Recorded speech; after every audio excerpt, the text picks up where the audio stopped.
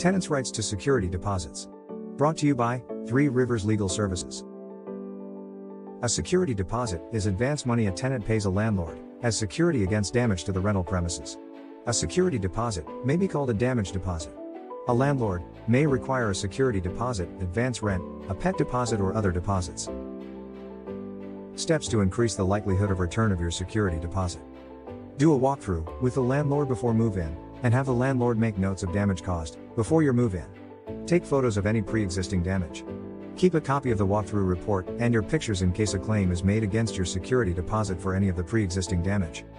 Take photos of any repairs made by the landlord during your tenancy or damage caused by people working for the landlord.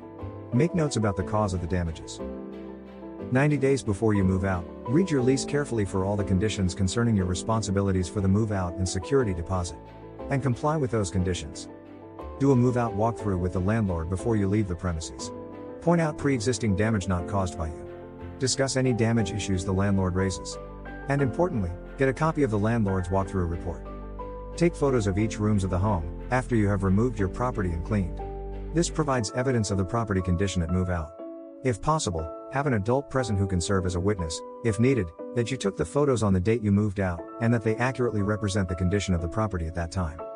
If you were responsible for the exterior of the home, take photos of those areas too. Give your landlord written notice of your intent to move out. If you have a written lease, follow the lease requirements for notice to end your lease. If you do not have a written lease, or you move before the end of the lease period, you must provide the landlord with at least 7 days written notice by certified mail or personal delivery before moving and include your forwarding address. If you do not, you lose your right to receive a notice of claim, which is discussed later.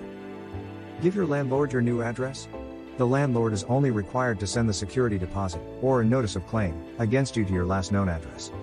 If you do not provide a forwarding address, the landlord meets his legal duty by sending the deposit to the rental premises from which you just moved. Keep a signed, dated copy of your notice of new address for your records. Do not rely on filing a change of address form with the U.S. Post Office. So far, we have discussed the steps you should take to increase the likelihood of return of your security deposit. In our next video, we will discuss some tips on options if your deposit is not returned.